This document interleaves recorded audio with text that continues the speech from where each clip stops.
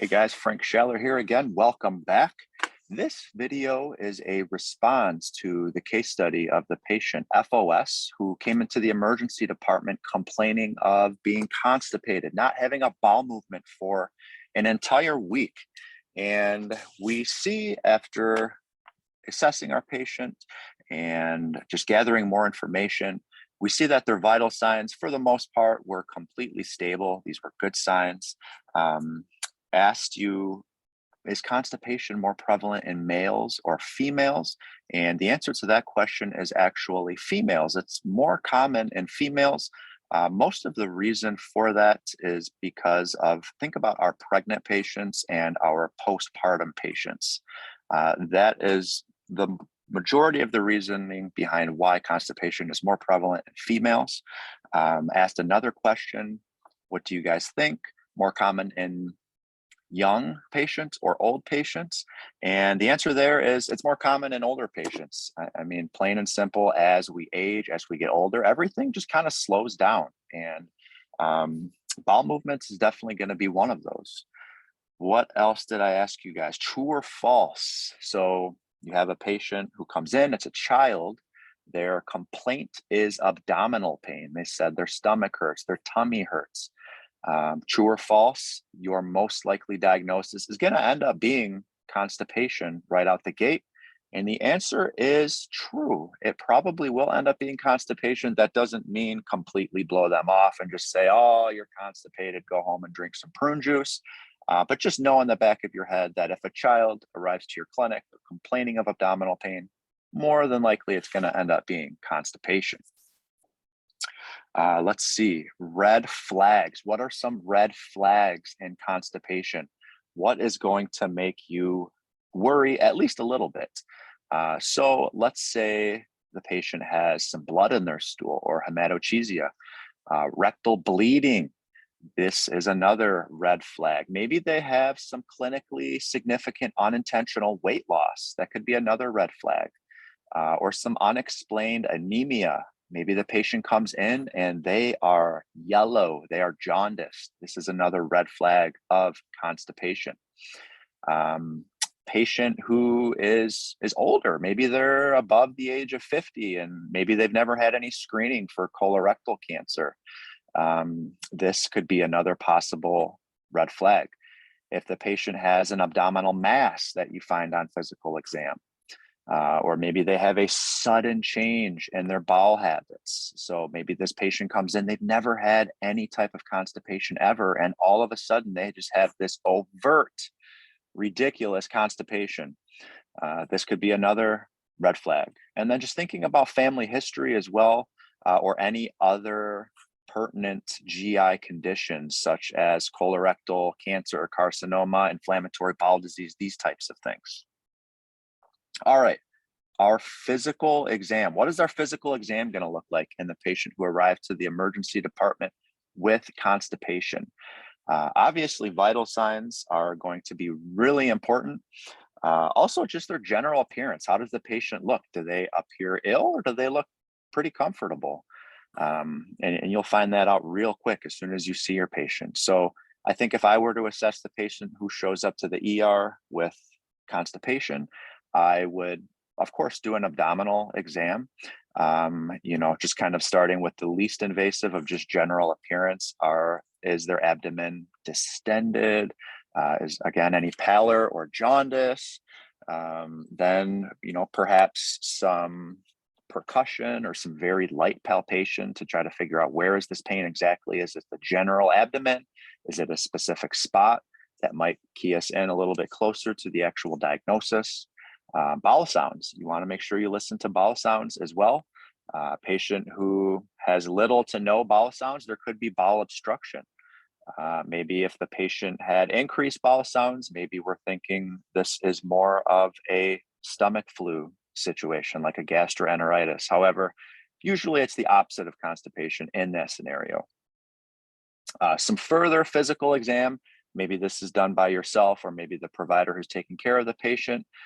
Inspection of the perineum and anus. Are there any anal fissures? Are there hemorrhoids? Is a digital rectal exam in place? checking for masses, any rectal carcinomas, any fecal impaction that needs to be taken care of. So these are just a couple ideas in terms of what I think would be really important in the physical exam of a patient who comes in with constipation. What about some possible diagnostic studies? Is every patient who comes in with the complaint of constipation, are they going to get a CT scan of their abdomen? Are they going to get the $1 million workup? Are they going to get an IV and your CBCs and just every blood test known to man? Probably not, but some possibilities of some diagnostic touching. Maybe you're just going to get a basic abdominal x-ray, really just to assess for, some bowel obstruction.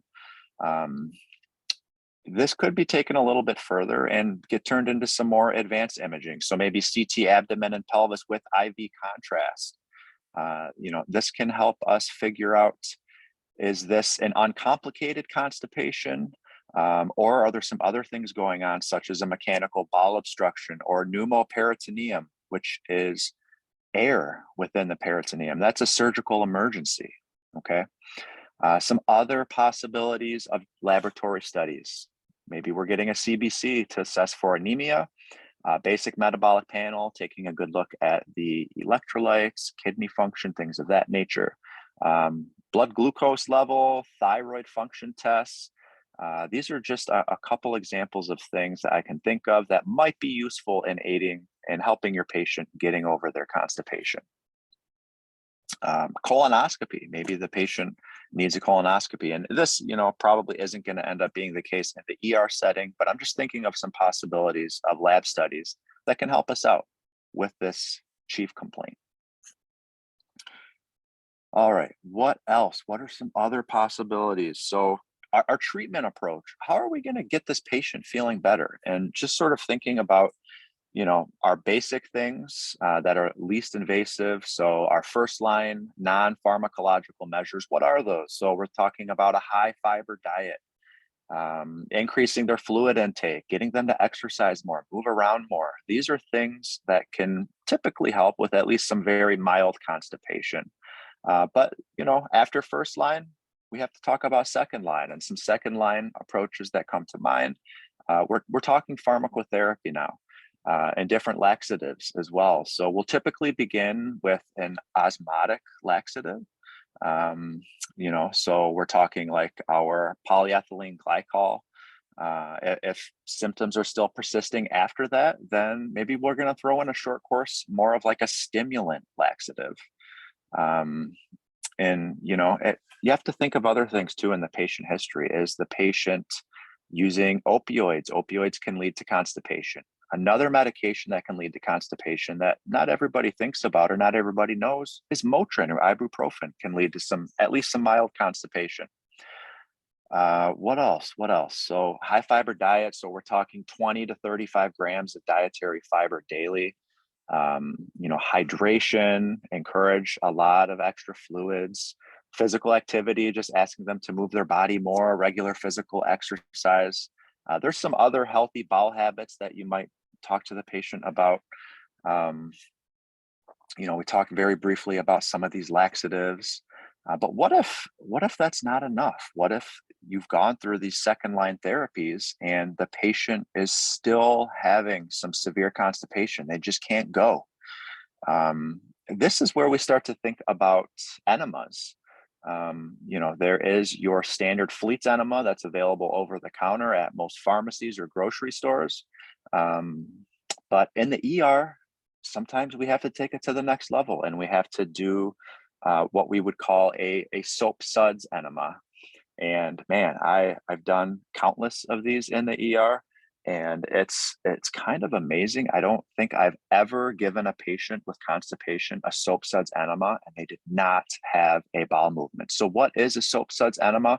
Basically, it looks like a large IV bag. It's full of warm water. And then a lot of times we would add something like cast iron soap or like some mineral oil.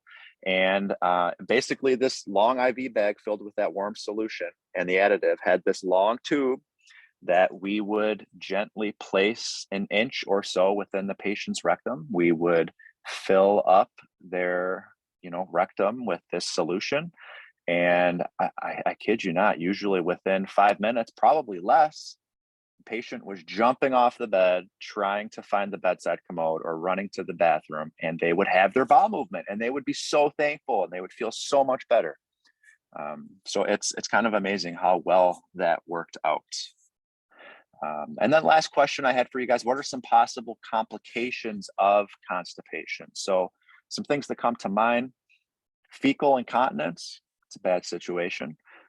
Fecal impaction, we talked a little bit about that. Maybe bowel perforation, anal fissures, hemorrhoids, megacolon, urinary retention could develop after some pretty severe constipation. Sometimes we see pelvic floor damage in women after constipation, and then rectal prolapse as well is another complication of constipation. Well, that's about all I have for you guys today. I know it was quick, and I know there was tons of information, but just wanted to run through a scenario of a patient who presents to the ER with constipation. I hope you enjoyed, and we'll talk to you guys next time. Thank you so much for joining. Bye-bye.